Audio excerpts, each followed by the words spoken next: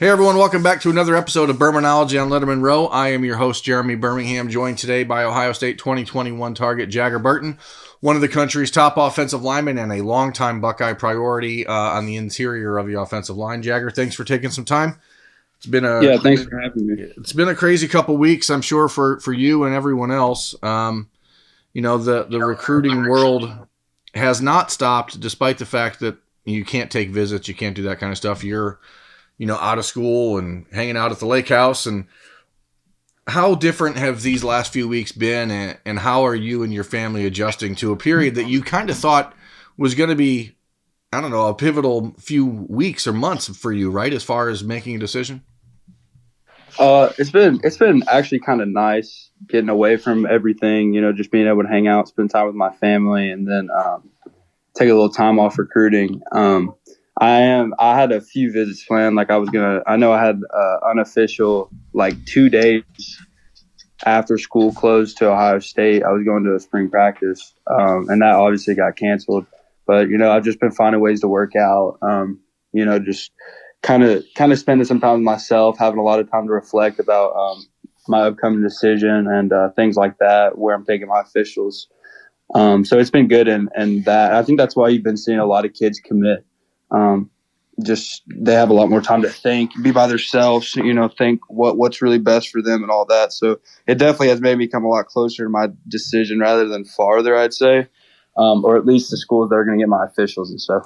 Do you think that there's a lot of kids out there who actually have a better idea of what they really want to do decision-wise, that because the idea is, hey, I've got time to figure it out, I may as well go visit other spots that I don't really think I'm into? But is it just a matter of kids now saying, well, we don't know when football is going to be back, so maybe we don't have time to play the games? I think that definitely has a thing to do with it.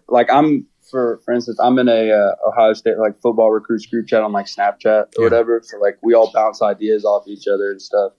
And from what I've heard from those guys, a lot of those guys just committed recently to Ohio State, and it was more just kind of I know where I want to be. And I don't think it's that they knew that they wanted to be there before this all happened, right. But I think kind of taking some time away and a lot of time recruits don't get a lot of time to reflect before it's okay, you got high school practice, then you're going on a visit, then you go back to high school, then school, and then you go on another visit. And it's you don't have a lot of time to process things. All the while you have media from 6 different teams that cover 6 different teams calling and asking for your thoughts. And kind of, do you ever feel like you guys are sort of led down a rabbit hole? Okay, here, that I cover Ohio State football. So do you ever feel like you have to say things about certain schools that you cover, based on who you're talking to?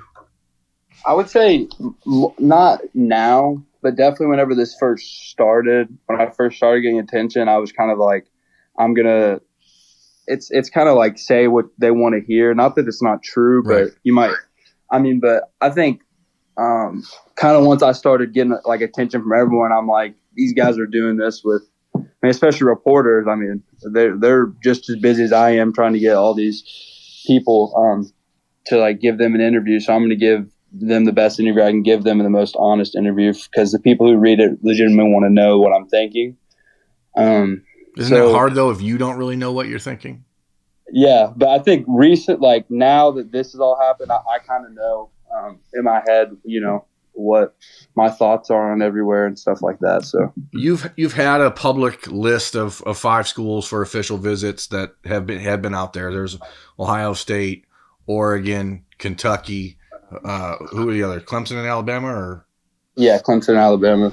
And your relationship with Ohio State, we've chronicled it on Lettermen Row for the last year. You say you talked to Greg Studwara and Ryan Daly.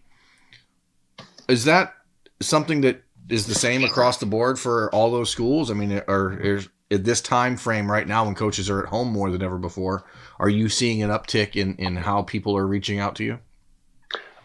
Definitely, from everyone. More recruits from schools have reached out to me recently. which is one of like most important things that I didn't feel at a lot of places other than Ohio State. I mean, like I'm pretty close with the guys who are committed to Ohio State, like Ben, Donovan, Evan, all those guys. So I just think I think definitely it's been a lot more recently, but there's my 5 officials I talked to mostly the same. I would say Ohio State and Kentucky I talked to a little bit more. And then Alabama, and I talked to Oregon a lot too. I talked to all those in Clemson. I talked to all those schools a lot. So, but recently there has been a lot more coaches reaching out and coaches reaching out more often. But Ohio State was like that before. So now, initially, you've been talking about a decision like back or out in August. I mean, that's what your plan was. I'm correct in that, right? Yeah, my birthday, August 24th. And now you're saying you feel like you're closer to narrowing things down even more in your head than you were 3 weeks ago.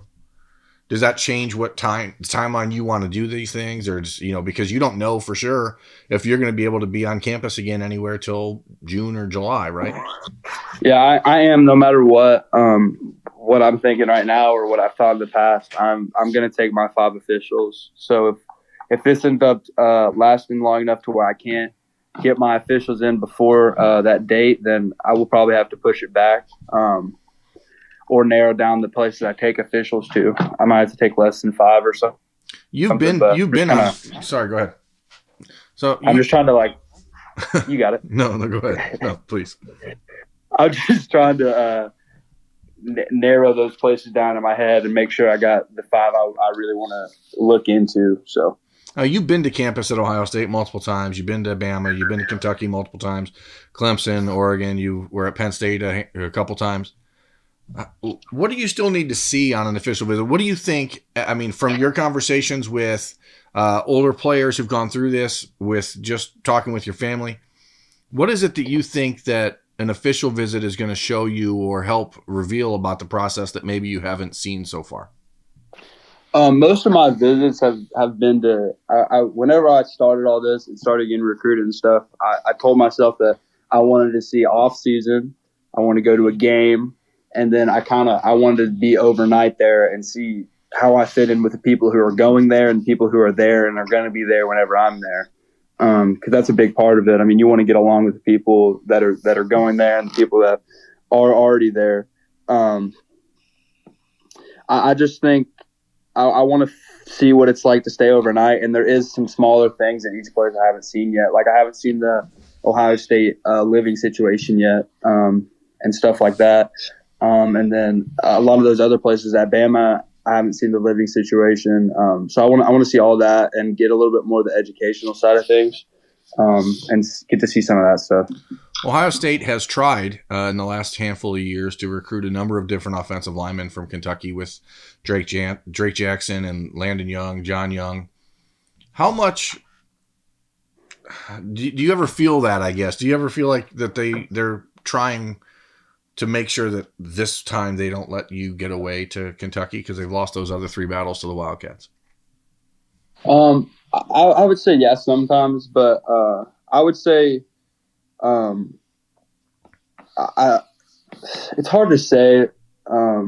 I think they just go after the best player in the nation, the best players in the nation, and there's a lot of good linemen that have been coming through Kentucky in the last few years, and it's seen kind of a jump recently too, with just good players in general like Johnson, DeKel, all those guys, and Walker, obviously. Right. So I think it's more of them just starting to recruit Kentucky more than they had recently. That all obviously started with Drake's class kind of, and then it took a little dry spout. Now it's back up again.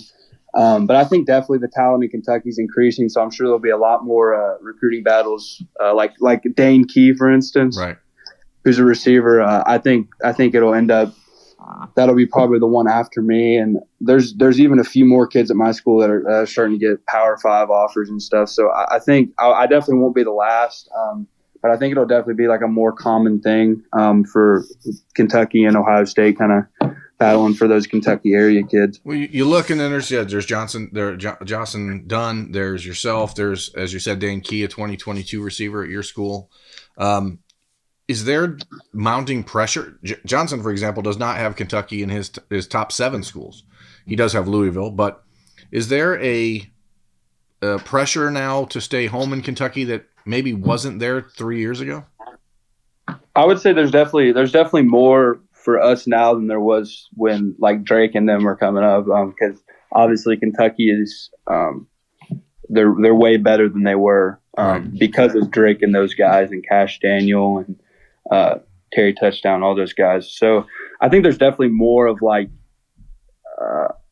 people understood a few years back if Kentucky kids didn't stay at Kentucky.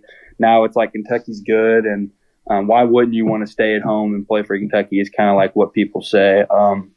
So I think there's definitely more pressure. But I mean, I'm kind of used to it at this point. Kentucky's like my first offer, so I've been kind of. I mean, the Kentucky fans are crazy, and they speak their mind whatever they want, and I love Kentucky's fan base for sure. So it's good pressure, I guess. There's a comparable here, I guess, for in the state of Ohio for basketball players in Ohio who have an offer from Ohio State, but also have an offer from Kentucky, right? Like, yeah, there is Ohio State's a good basketball program, and they are not an elite level basketball program, at least not to this point. In football, it may be the other way around, right? You have your Alabamas and Clemsons and Ohio States and Georgia, Oregon, a few of these other schools, and then there's Kentucky probably a rung below them. Do you guys see it that way, or do you is it not even a matter of different tiers, but hey, this is home and this is where we should play? I don't think, at least from the people I talk to, like Dane and DeKel and Walker and all them, I don't think we really don't see it like that, like the elite tiers and stuff. Obviously, when it starts to get like that, is if like I know some recruits, their main goal is like, hey, I want to win a national championship in college, and it's not that's not my goal. Obviously, that's what I want to do, but it's at the end one of the day, element. that's not going to be like, for some kids, it's like, I'm not going there if I can't win a national championship there. I wouldn't say it's like that for me. I think anywhere I go, I'm going to bring as many people as I can to win a national championship and make I wouldn't mind at all having to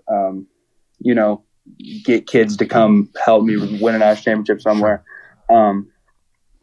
Which is why Ben Crispin and Donovan Jackson and Kyle McCord and all those guys are obviously recruiting you. You've said that's a very important part of this puzzle.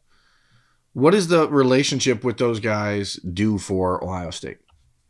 It helps a lot.